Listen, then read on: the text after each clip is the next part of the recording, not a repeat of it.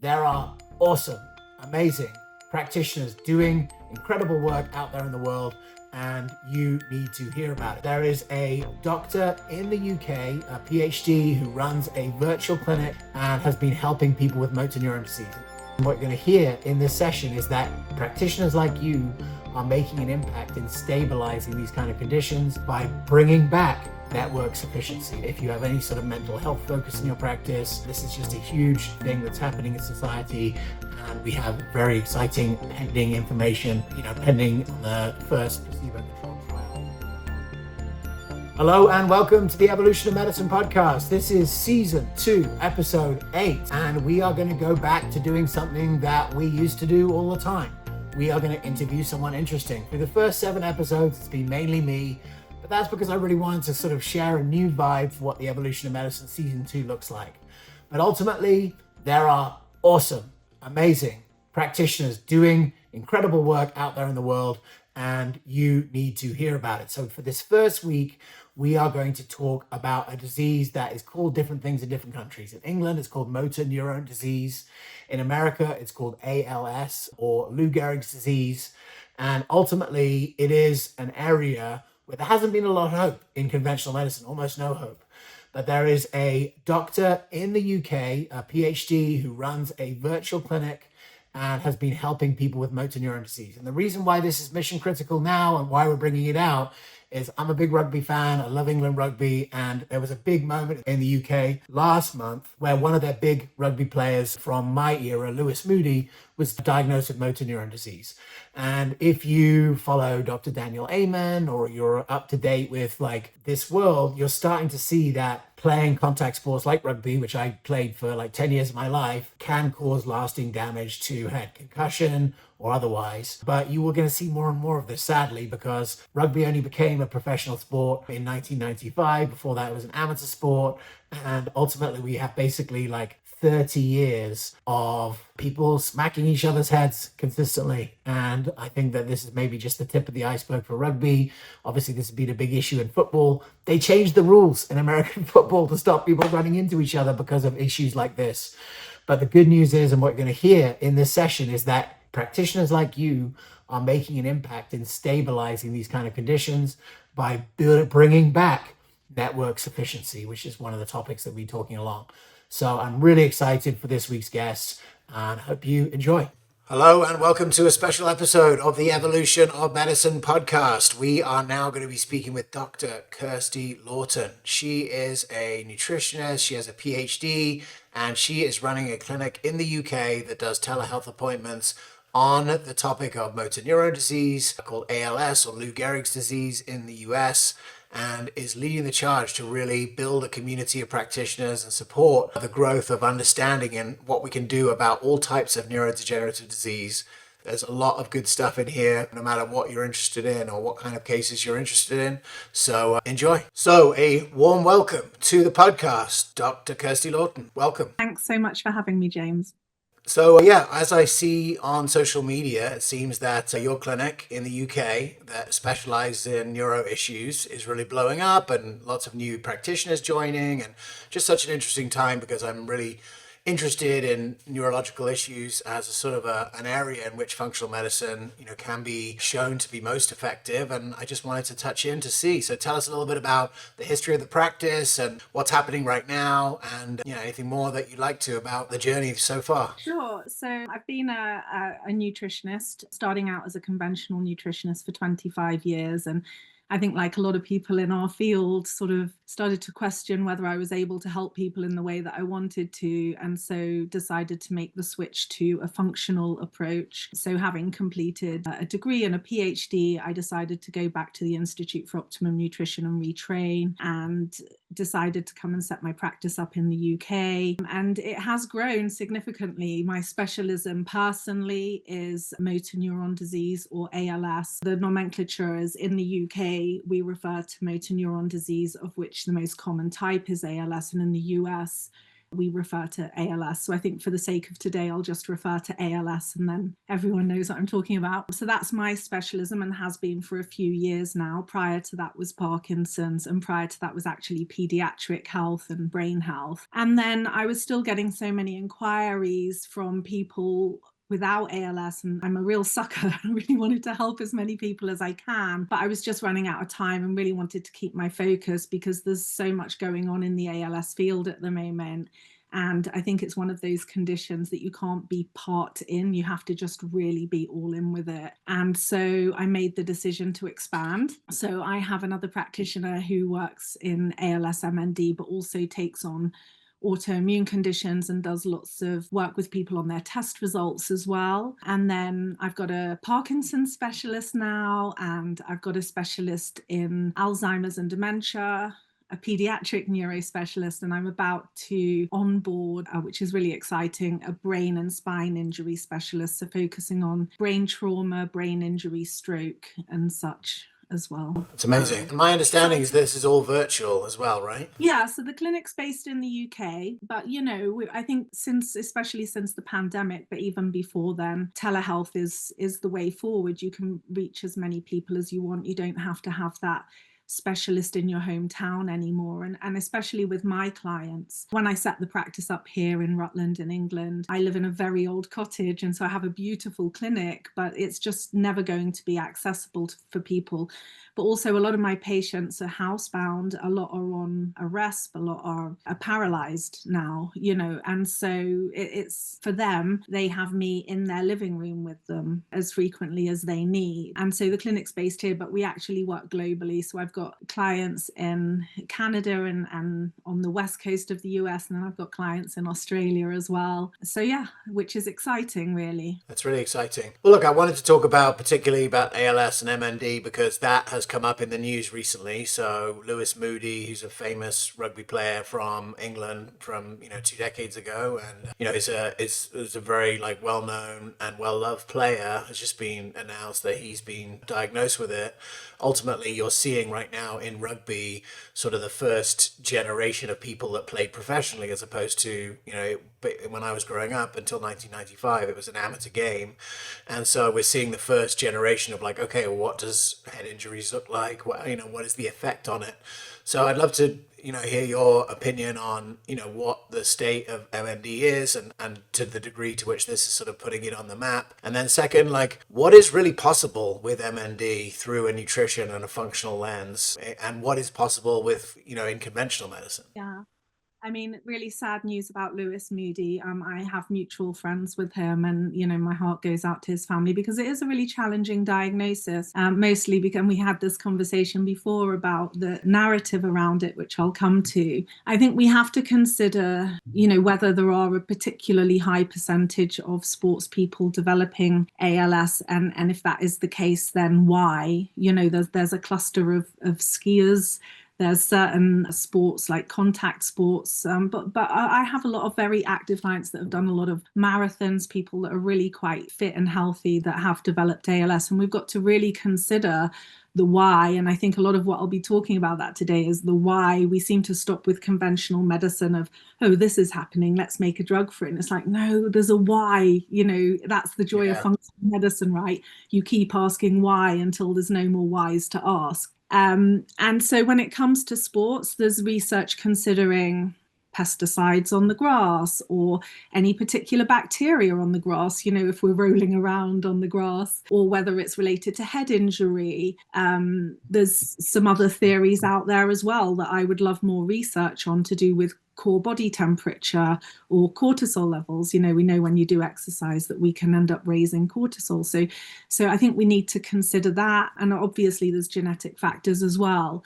What's really interesting for me is every single one of my patients, and I've probably got 50 to 60 patients at the moment, with ALS is no two present the same, no two have the same life history, no two have the same blood markers. There is some similarities in genetic SNPs, which I'll come on to, but I think we've just got to really keep on digging and try and look for the commonalities. If there are rugby players developing this condition, what do they have in common? And that's really where we'll find the answer to the why. In terms of what can be done, I was chatting to Ben Brown the other day on the he leads the NMI in the UK, the Nutritional Medicine Institute, and he said to me, Dale Bredesen in The End of Alzheimer's, which at its time was so cutting edge because the thought around Alzheimer's was the narrative, there's nothing that can be done. And he was really the first to suggest that a proactive, early, multi-component, personalized intervention could potentially reverse a condition that was previously thought of as incurable. And the RECODE program is seeing amazing results.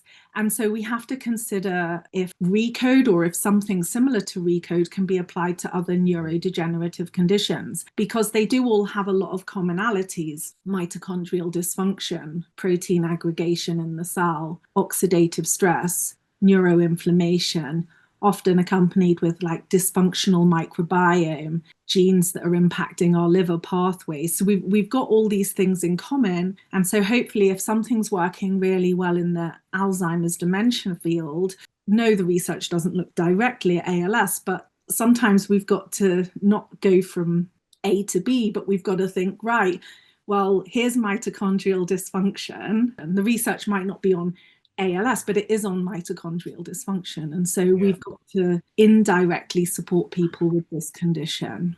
I'm really hopeful that the Eventhea trial, where the outcomes will hopefully come out in December as a preprint and then April as a full print, will help the whole field move forward, because ultimately I don't think there's been a lot of placebo-controlled studies in the functional medicine space, mainly just because it's not easy to run a placebo test for something that's multimodal or a placebo group. But ultimately, those outcomes, which I can't really talk about, but I've seen, at different conferences, ultimately will show like it's not placebo. And we know it's not placebo. There's a big gap between the placebo and the effectiveness of the program. And, ultimately the phrase that Dr. Bredesen used recently that I really took to is network insufficiency. And it's really like the network in the brain or the network in the body breaks down over time, and then you get Alzheimer's, or then you get these other conditions. Would you say that is from the way that you think about it, the way that you see it? 100%. There's a lot at the moment looking at cell danger response, looking at anything that can hijack that web inside the cell that connects everything.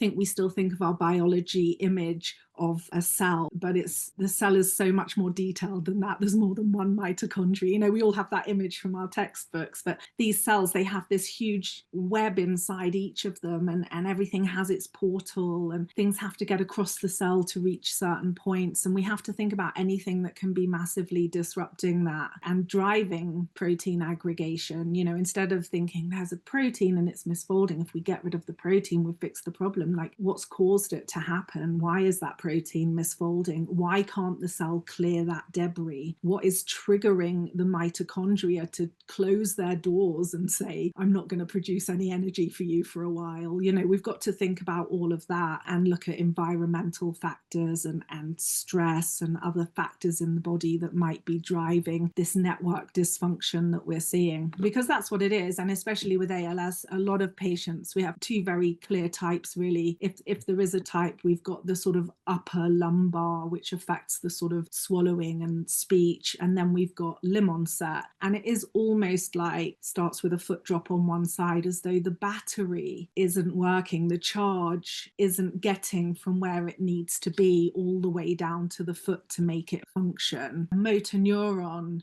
can be quite an old cell, and they can have up to about 2 million mitochondria in them, and they are really long. Some of them are over a meter in length, and so that's how much energy it takes to send that message for movement. And if those mitochondria start closing down, then that charge, that signal is not going to reach where it needs to be, and we need to figure out why that is. Do you think that this disease is particularly susceptible, or not susceptible, but do you think it's particularly well looked at through sort of like a bioenergetic component, given the role of like energy transfer that's happening as a core part of the function?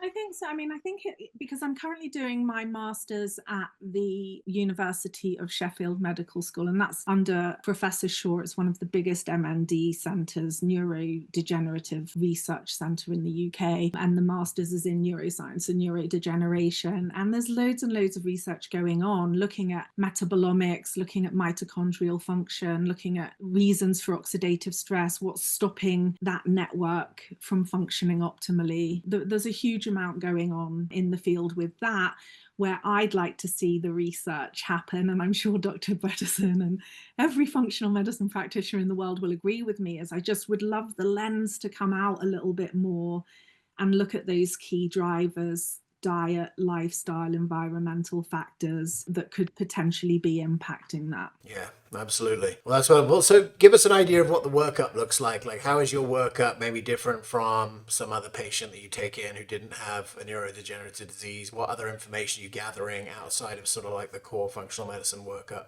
It might sound strange, but I get someone who comes in who has ALS, and then I actually like to ignore that diagnosis. And here's why. Only 10% of people with ALS, as with Parkinson's, have a genetic mutation that's driving the condition. And so that means 90% of people, it's sporadic. And so what that means is people have a cluster of symptoms, parts of their body are failing, and we don't really know why. So to me, as a diagnosis, it would be like me coming to you and saying, my legs have stopped working, I have fasciculations, I'm struggling with my speech. And you replying, okay, I'm going to diagnose you with your leg not working, changes to your speech and fasciculations, because you're just repeating back what I already know, that the cluster of symptoms I have has been put together and it's been given a name. It's typically a diagnosis of ruling things out, and that can take a really long time for people to get that diagnosis. And what's quite exciting is just this week some research has come out potentially identifying a protein that can help people get their diagnosis faster, which is really essential, because a lot of my patients in and out of neurology for 1 to 2 years. And of course, if you think about this diagnosis, what is so awful about it and why time is such a factor is typically most people will live 2 to 5 years. And so to have to wait 2 years for a diagnosis is tricky. But once they have that diagnosis and they come to me, I go back to my roots of functional medicine. So I do an incredibly thorough timeline. I do encourage all of my clients to do genetic testing, because actually, if we do know that they have some of the specific genes, then there are certain trials going on, there's gene therapies being produced, and it's good to know, and it's good to keep an eye on that for them. There's research going on, for example, at FSU, looking at metformin and C9orf72. And so if I know someone has the C9orf72 mutation, which really drives up oxidative stress, first of all, I know I can really focus on that oxidative stress and do everything I can from a nutrition lifestyle perspective to bring it down, but also I can keep an eye on what's going on with that research. But for the rest of my patients, it's thorough timeline all the way back to their younger years, looking for any potential trigger, any environmental trigger, any pathogenic trigger, and then doing things the way we would do it. You know, start with the gut, move to the liver, move on to the immune system, move on to the mitochondria, and just really take it one system at a time and look for anything that is dysfunctional and try and support that through diet and supplements. So that's the approach. The thing that is different is ALS patients are so incredibly sensitive, and you really have to know what you're doing and doing things in the right order and at the right speed as well. Because I've had a lot of patients come to me who have gone into another practitioner's office and they've run a test, and the test has come back with Lyme or metals, and they've gone straight into a hardcore detox or, removal protocol that may work with another patient, and these patients have just spiraled and declined at a really quick rate. So it's learning everything that you learn as you work through the ranks of functional medicine, and then really just doing things very methodically and always watching for a change in symptoms, I would say. Yeah, There's a lot to unpack there. I really appreciate it. One of the things Gabor Mate at a recent mental health conference was talking about, the DSM, and he said, don't confuse a description of the disease with an explanation. I think you're really hitting on the same kind of idea. It's really, you have to kind of explain how we got here rather than just saying like, this is what it is. So I appreciate that. And then, the order of operations that you're talking about, how do you balance the fact that on one hand, you have this order of operations that you've seen work and you have a very sensitive patient, with the fact that you have this sort of like time that's running out, because ultimately there's a short timeline there. How do you find balance between those two things, and how do you know when you're pushing too hard or not going fast enough, considering the downward trajectory that you spoke about in the timeline? Yeah, so with my clients, and here's the thing, really big on not giving false people. We know it's a really awful condition, but my full intention, and by the way, there are researched reversals of ALS out there.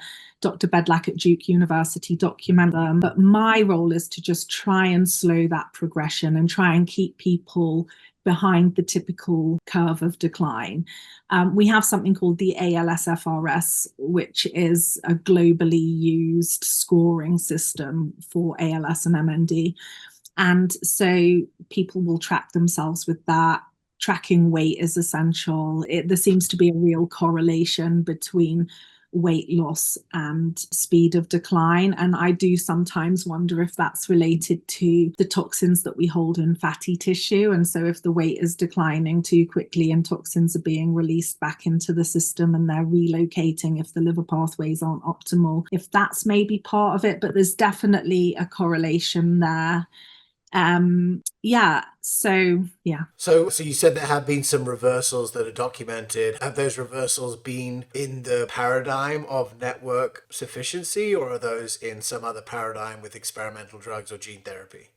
No, so Dr. Richard Bedlack is a neurologist at Duke. He's been working in ALS for a very, very long time. He runs something called ALS Untangled, which is a website, and him and his team will go through all of the various supplements and note down the research and suggest whether they're effective or not effective. And he has a very strict protocol of where he will take people, who are at a certain point on the ALS-FRS, and they have to have regained back a certain number of points to be considered a reversal, and then tracked over time. And he's doing a great job of really reviewing that and monitoring people. I'm on the medical committee for a group in the US called Healing ALS, which is a non-profit. It's very much a community for people. I give a lot of free lectures through there. They have a sort of stepped approach, and I'm on the advisory committee for that. And that's something we're constantly updating and constantly changing. There's some other great functional medicine practitioners on there. Diana Noland is on there, Coco Newton, Dr. Lee Cowden. So, we've got a sort of further sort of advisory committee like Bruce Hoffman. So, we're doing what we can through that as well. Yeah. About a year ago, we have this registry and we get everyone to track themselves using an ALS-FRS. And we just decided to do a little bit of retrospective analysis. So we didn't ask anyone to do anything in particular. They were just following the steps. Obviously, the people that complete the registry are likely the ones that are committing more to the steps. And it's like change your diet, take supplements, clear out your environment, make sure you've got no tooth infection, make sure your air's clean, sort of very normal steps in the world of functional medicine. And when the results were reviewed over a 12-month period, what we found was 20% of people had an improvement in symptoms, 20% had stabilized, 20% had only lost 1 to 4 points. And this is a system of 48 points, and people are expected to lose 1 point a month, so 12 points in a year. And the average loss was about 0.3 point per month compared to 1 point a month with the people who were following a diet and lifestyle program. Now, Healing ALS is now planning to carry out a bigger research. They're currently trying to get approval for a 1,000-person study, and they're working really hard on that. And hopefully in a few years, we'll have more data. And as I said, that was retrospective. It was just a little look at our data. And so I think we have to consider that, though, as a positive find. All right, we're going to take a little bit of a break from the interview just to talk about our mission partners and some of the tools that are available to you. If you're listening to every episode, you already know that we have mission partners right now that can facilitate you building the brain health practice of the future. So we talked last week about FullScript and some of the tools that they have to make it easy for you to run the details of running a practice day to day. They are the whole person platform, and they have a lot of tools to make it easy to just have one platform to organize your supplements and labs and so forth. So go to goevomed.com/fullscript, and we're going to be bringing you some of the tools that most practitioners don't seem to know about, but are really cool within them. We have freedom practice coaching. Go to goevomed.com/FPC, and you can really see where your practice is. And if you want to grow your practice, if you want to add another practitioner, if you want to grow your revenue, if you want to bring in new patients, if you want to, if you want to sell your practice to private equity, that's a good place to do. Come and have a conversation. goevomed.com/FPC. You can do the scalability assessment, get in touch. Freedom practice coaching is helping practices get their shit together, basically. And ultimately, if that's you, maybe you need to have that conversation. And Big Boost Marketing, Uli is the master. He has been super helpful in me getting this up and running. Super grateful to Uli. If you need to bring low cost discovery calls into your practice, speak to Uli. And then obviously True Neuro is in the business of helping people organize brain health. We have so many practitioners launching brain health programs. If you want to be one of them, it's synergistic with HRT. It's a really good fit if you have any sort of mental health focus in your practice. This is just a huge thing that's happening in society. And we have very exciting pending information, pending on the first placebo-controlled trial of a functional medicine methodology. So goevomed.com/TrueNeuro. These are our mission partners. We have some really exciting new partners that we're going to be announcing soon. Have you ever wished that you had a VA that was pre-trained in your EHR and knew how to use Serbo before you even used it? We're going to be talking about that soon. If that's interesting, get in touch with me, James, at GoEvoMed. We've got some exciting things coming up. This has been our mission partners. Let's get back to the interview. Well, I'd love to get your thoughts on how effective the treatment can be depending on what the cause is, because I know for myself, I grew up playing cricket a lot, and I remember coming to America when I was 25 and having some testing and seeing my pesticide numbers were high. And in cricket, the ball rolls around the ground and you play on these really lush surfaces, and then you lick the ball or get your spit and you put it on there and you shine it. So I was like, okay, that makes sense to me. I was in this sort of loop of pesticides for that. Obviously with rugby and with skiing, there's probably a more obvious, or boxing, there might be a more obvious thing to consistent head trauma. And I guess from your perspective, when you look at the different sort of major causes across the different people that you work with, is there more hope for people where the causes are one set of causes versus maybe physical, functional versus physical, should we say? Yeah, I think that's a really good question and a difficult one to answer because everyone really is so individual. Definitely, I've seen some people with a slightly faster progression who do have a specific genetic mutation. But apart from that, it really does depend on the individual. I think a lot comes down to environmental factors. It's really interesting what you just said there about your cricket ball, because Dr. Ray Dorsey released his book, The Parkinson's Guide, just a month or so ago. And that covers so much around the toxins that we're exposed to that are really big drivers of Parkinson's. And there's a huge amount of research on that, from persistent organic pollutants to pesticides to industrial chemicals, PCB, heptachlor, dioxins, all for Parkinson's disease. And I do think that there is a little bit of a crossover there as well into ALS. And again, if we don't have the research in ALS, we need to look at the closest potential condition and the drivers of that. And definitely there's a higher percentage of people with ALS that were military. So we have to consider military bases. I worked for military for 10 years, so I'm well aware of military bases and the chemicals used and such.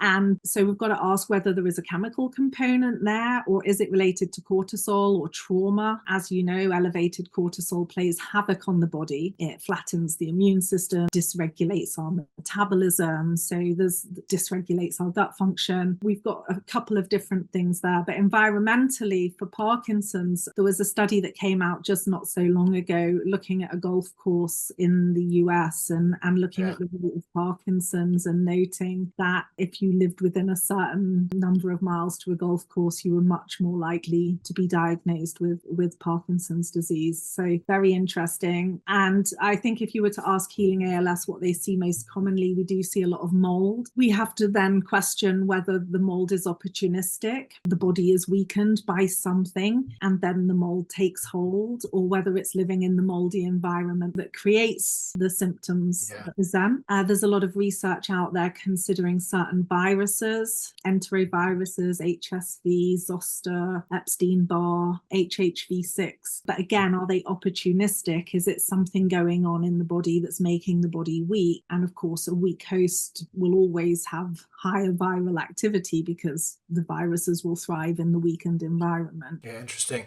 And are there particular, like, I know with in this Alzheimer's world, right, you've got the first blood biomarker, p-tau217, that is giving you sort of that information. And I was just reading about multiple sclerosis, where similarly there's sort of this prodromal period, right, where you don't really see the symptoms as much, but it's happening in the background. And I know in that world, there's an opportunity for early detection by looking at the damage to the myelin, and that can happen 7 years before the diagnosis, revealed by a spike in the MOG protein. You've got the immune activation markers, so IL-3 playing a central role in recruiting immune cells that trigger early brain inflammation.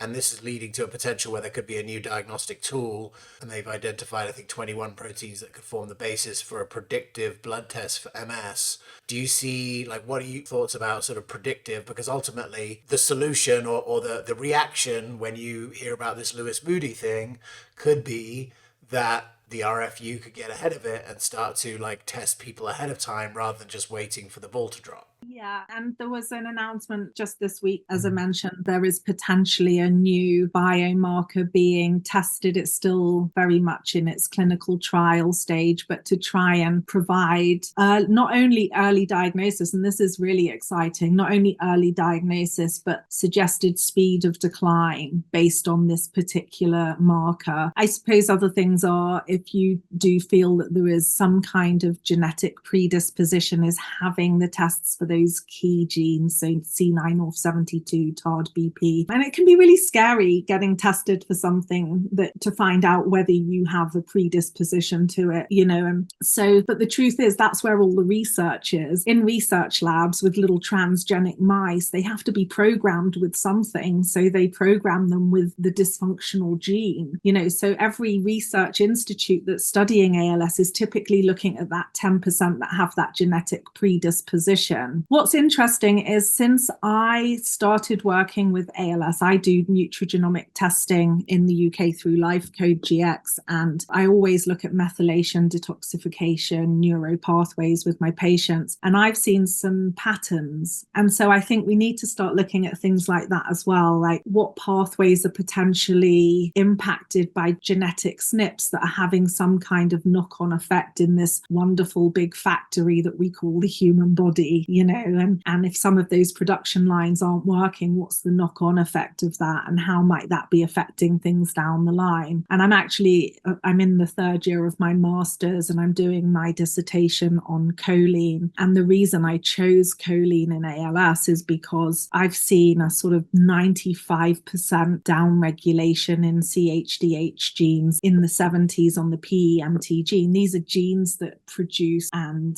support the conversion of choline in some of the key pathways in the body. Now, because my research is mine and in a private clinic and retrospective, I'm not able to use that currently in my master's dissertation, but we'll hopefully publish that in the future. But I'm really taking a deep dive into choline. And if you think about choline, phosphatidyl choline, cell membranes, every mitochondria has an outer and an inner membrane. Things need to get in and out of the cells, you know, we need to be able to clear debris, and we need to be able to let nutrients in. And if we don't have a really healthy cell membrane, how can that happen? So that might be one piece of the puzzle. And then if you add in a massive likelihood downregulated SNP in those pathways, then I think that's worth looking at. There's been lots of really interesting research coming out of Japan as well, looking at vitamin B12 injections at a really high dose and being helpful for people with ALS. But of course, I've looked at that research and gone, did you test them? Because what I've seen in my own research, and this is just in my clinic is really high levels of down-regulated FUT2, which is the gene that helps with like the absorption and availability of B12. And so I would love for those researchers to go back and just run a SNP test on all of the participants and see if there's any correlation between the people that did well with the injection, bypassing that absorption and availability, certain pathways in the liver as well. So we don't always need to look at like the one big cause. You know, we can start looking at like all different pathways, all different genetic pathways, and think, is there anything here that might be causing a knock-on effect all the way down the line? Yeah, that makes a lot of sense. Well, I'd love to just ask you, I mean, this is the Evolution of Medicine podcast, and I'd love to just get your thoughts on, like, what does an evolved ALS medical system look like? Like, you can basically, like, write policy for the future of the NHS and how the NHS is going to deal with ALS, and you now can order whatever services in whatever order you want, with the goal of creating, you know, the most health for the most number of people, you know, at the most reasonable cost. You know, how do you reorganize care, and what goes in what order in order to get us to a point where this is not the scourge that it is today? I think, first of all, so going back to the incurable, with all respect to people that work in this field, but to say there's nothing that can be done. I could say there's nothing that could be done. It would save me 50 hours a week of work and research. My clinic is probably one of the only clinics I know that actually employs a researcher. I have a dedicated researcher to research to see what can be done.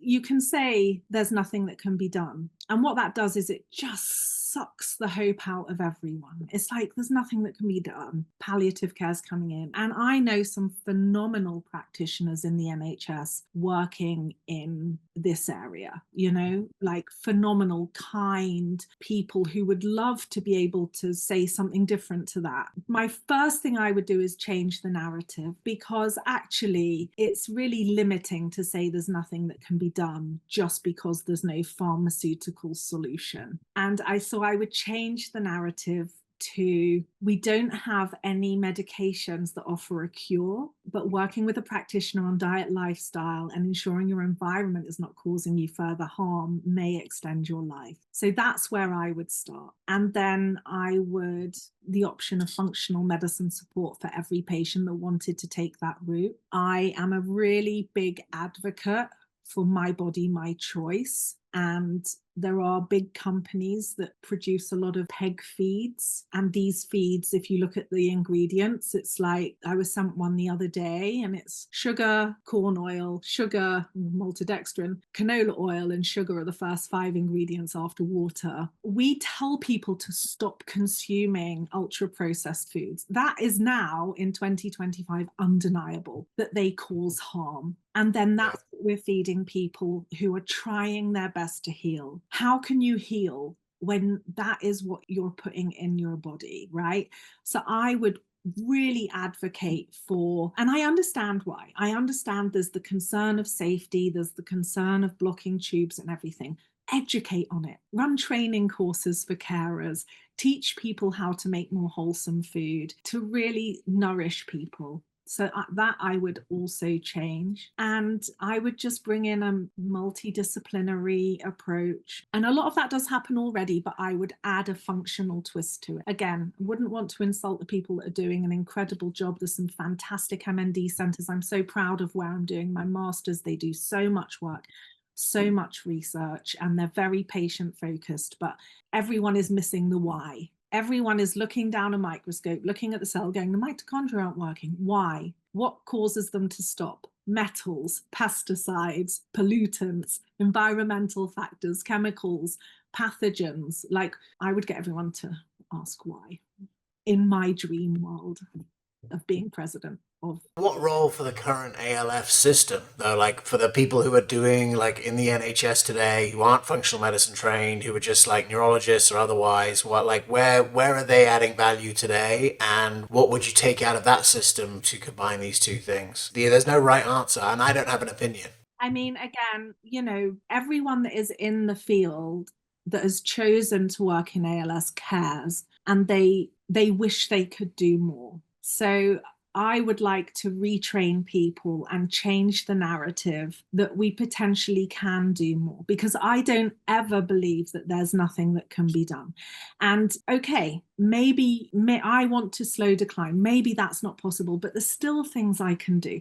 I can still make sure someone's bowels are working well, that they're not horribly constipated or having horrible diarrhea. I can help to support their sinuses, mucus production, itchy skin, all the things that really bother people on a day-to-day basis. Functional medicine, even if it can't slow decline, at least we can try and make the quality of life for people a bit more comfortable, and really listen to the patients as well, and just really support their needs. I had a patient recently who was kind of told that if she didn't opt for the peg feed, that her community support wouldn't be provided. And it's like, this particular person does have allergies. Even if you don't, and it's that, oh, well, we can only provide you with another food if you can prove that you've got an allergy. I have the right to put anything I want in my body. I have the right to choose not to put something in my body that I don't want to go in it. And so should every patient. So I think that's where I would really focus. Nutrition. I think we forget that nutrition is so important. Nutritional medicine is so powerful. It's really disregarded, and I would really bring in a much more nutritional medicine approach. Well, look, I really appreciate you leading the charge on this. Like, there's not that much. I see in the US, there's maybe a few hundred functional medicine clinics that have focused on brain in different ways, and we're hoping to really grow that with my work and advocacy in the next little while. And I spoke with Dr. Bredesen actually just the other day, and his next journey is to try and really understand what are the similarities and differences between Alzheimer's and Parkinson's, Alzheimer's and ALS. Like, what percentage of the program that he's developed is synergistic? What percentage of it is a good across all of them? And I would say, based on what you said today, I think there's a lot of similarities, because we have to build back the function. We have to build back the function of systems, basically. And I think that that's critical. And I really appreciate, all of your insight. And I would just say that, if people are listening to this who are doing functional medicine, I think a lot of functional medicine people can be intimidated by these kind of diagnoses, and they don't have the sort of specialized knowledge to work on it. But it sounds like could be a partner clinic for them in, taking referrals and working side by side with them on patients via telehealth. Yeah, and we also have, the Healing ALS practitioners meeting every 4 weeks. It's free to attend, different people talk, and they would welcome any practitioner that was interested, because there's a lot of people with this diagnosis, and it is really essential to do it the right way, and that can be daunting. And so having people to support you, I think, is key. I know for me, with my first patients, it was, it was daunting, but I had really great support from a really lovely team of people that are like me, just really trying to make a difference with this condition. Well, it's interesting that in the US, it's known as Lou Gehrig's disease. He's a famous baseball player, and I can imagine the same mechanism that I was talking about earlier with cricket, right? How do you keep that grass so perfect, throughout every stadium in America, right? There's some way that that's happening, and that's the application of pesticides. And I can imagine that in one particularly vulnerable person, that ends up leading to a very early ALS diagnosis, and maybe there's a bell curve and everyone else is just sort of in the middle of that bell curve, which looks like dying of mystery circumstances when you're 60, that kind of thing, and not knowing why or what the cause is. So I really appreciate you sharing it and, sharing your expertise.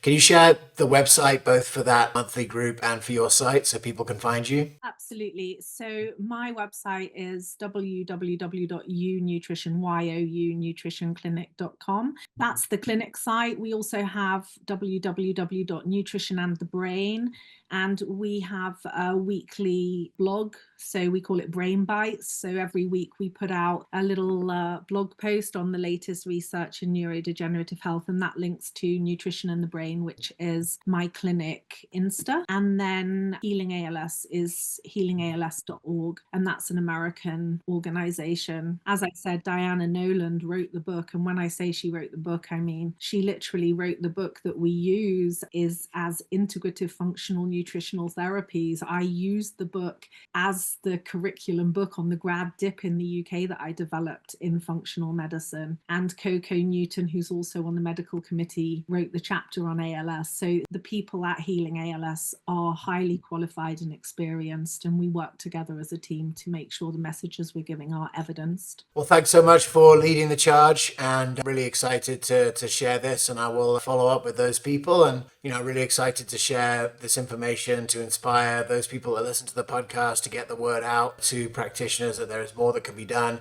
in these spaces. And I would just encourage you, if you're a practitioner and you're interested in following this thread, get in touch with us, or we have one of our mission partners at the Evolution of Medicine, True Neuro, which is trying to really organize the data around brain health in a way that makes it easier to really understand what's driving the pathology in the person that you're sitting in front of. And we will continue to bring together tools and resources that make it easy for practitioners to get on this, so that we can build the network sufficiency of clinics that can really solve these issues. And thank you for your leadership, Kirstie, and look forward to our next conversation. Yeah, absolutely. And thanks so much for everything you do. I told you before that The Evolution of Medicine was the first functional medicine book I ever purchased, and I think it's still on the reading list for the students at ION. I left the course sadly to focus on the clinic in April, but we've kept it on the recommended reading list, and we encourage all our students to join the Functional Forum. So thanks for everything that you do. Really, you're a real driving force in this profession, and I don't think it would be where it was without you. Thank you very much for saying that. I really appreciate it. And again, look, it's a team effort, and this is mission critical time for our expansion. So thanks so much for tuning in. This has been the Evolution of Medicine podcast. I've been here with Dr. Kirstie Lawton. Thanks so much for tuning in, and we'll see you next time.